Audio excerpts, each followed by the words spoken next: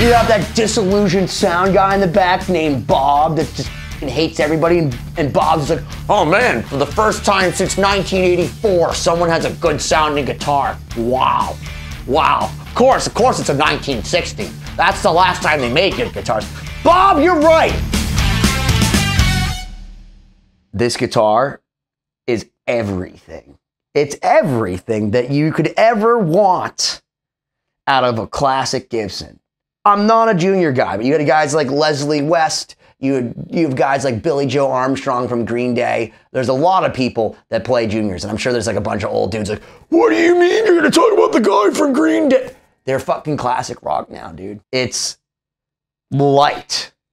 A lot of people used to think that the heavier was like more money. So like if you got the Les Paul Custom that weighed 14 pounds, it's like, oh, the guy from Tool thinks it's better to have like more dense wood. I don't think you need more dense wood. I think that you need to be less dense about wood. But that's just me. Hey, it's all about commas and chronology and things.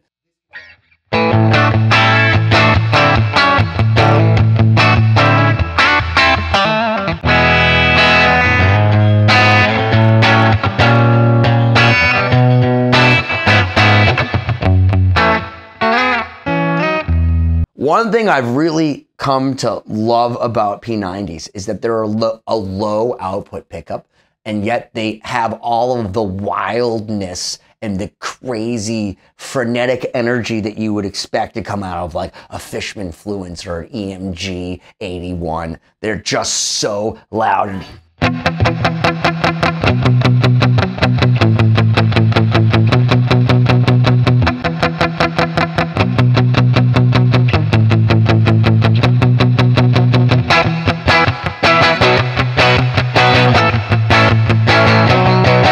These things cut through like a knife, but not like the Nebula.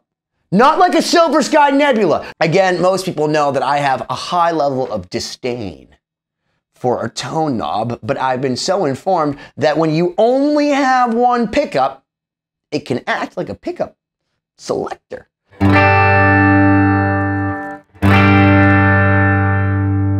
right, we'll start from 0.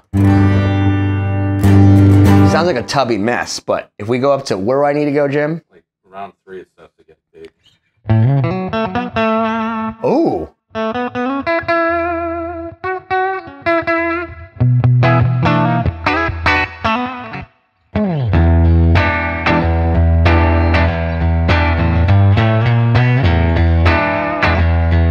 I mean, it's not as fat as a Les Paul if you're going to be going to the rhythm, but again, way more than a Silver Sky Nebula.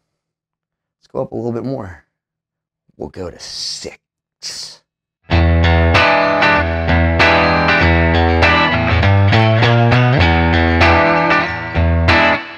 all the way back up to 10 so you can get an idea.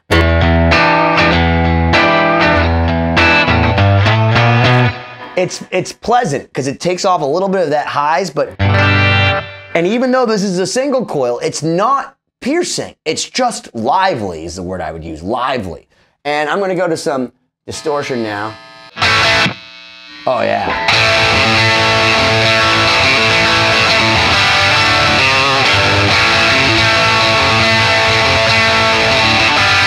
Guys, this is what the distortions sound.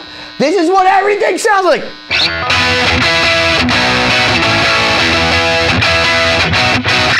Welcome to paradise. I love Green Day. They're fucking awesome.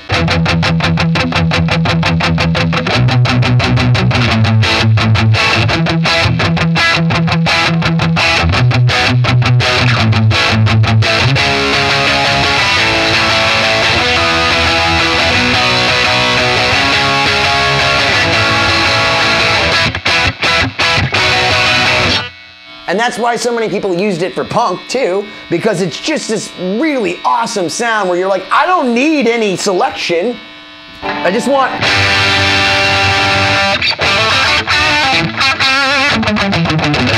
And that percussiveness that you only get.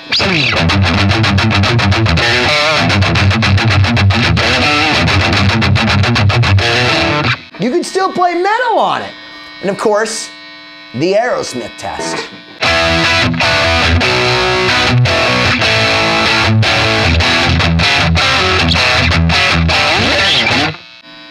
I bet you Joe Perry's like, I actually played that one on it, but I sold it for an 8-ball of cocaine in '75, so. Because we're in Boston, guys.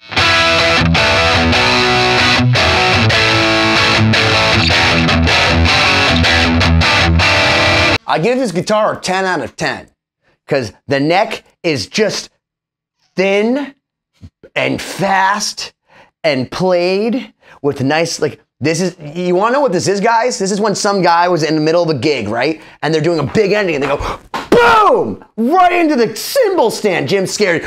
Boom! And that's what that is. I know that because I had that on 2 or 3 of my early guitars. I made that mistake myself. Guys, this is honest. This is honest. This is like Judge Judy would have no problem. She'd be like, you know, I could see why you have a problem with that. She would be like, sir, it's beautiful because it's like so unique. Like the Murphy Labs would not do this because this isn't consistent. This is like you've been in New England weather. You went over to New York for a gig. It took you out. The Nitro said, fuck that. You brought it back. This is what happens. This is what it looks like naturally. And that's the other reason why I just can't get behind these aged guitars because no one's going to age a guitar, send it out and say, hey, let's have this one. This looks like you're reading somebody's palm. There's no rhyme or reason to this cracking, and that's how I know. And look at all of this. There's like scuffing, like, why is there a scuff here? I don't know. It's not because it was rubbing against here. Like, this is just what's called a real-life scuff. In summation, I don't know why they call it the Junior. They should call this the Senior because it fucking kicks ass.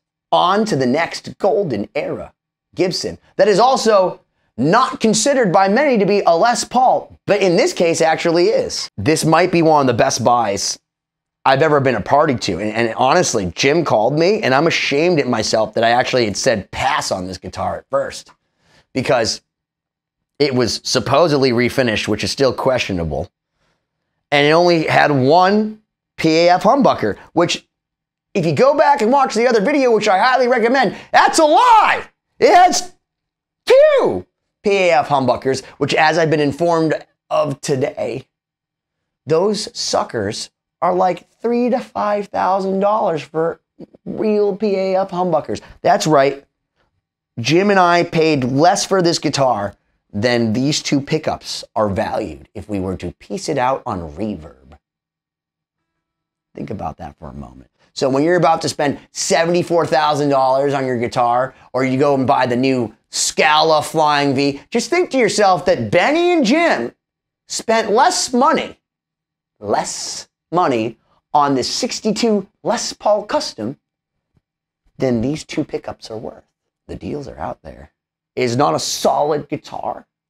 It's a Les Paul Custom.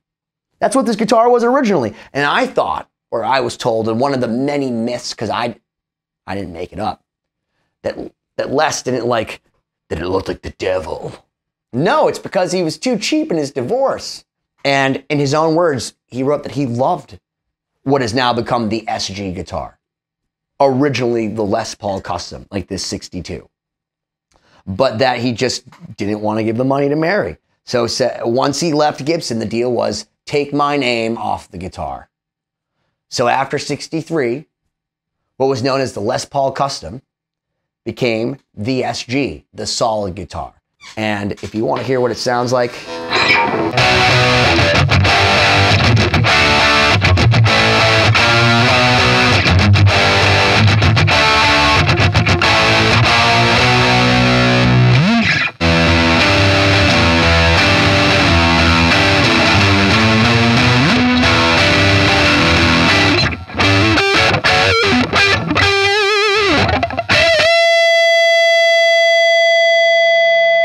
that's the PAF. This is a PAF.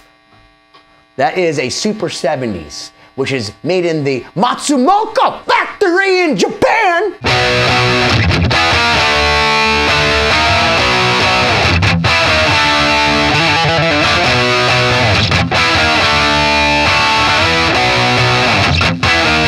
When I first met you,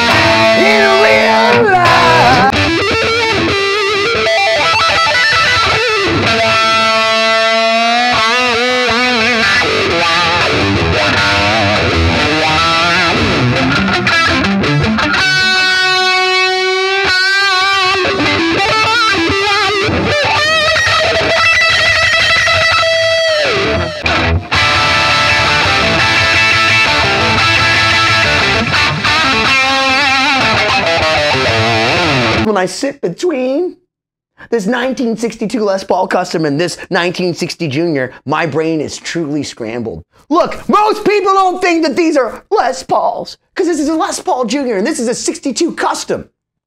The truth is, doesn't matter because I gotta tell you guys, I feel pretty good right about now. Why don't you smash that subscribe button already?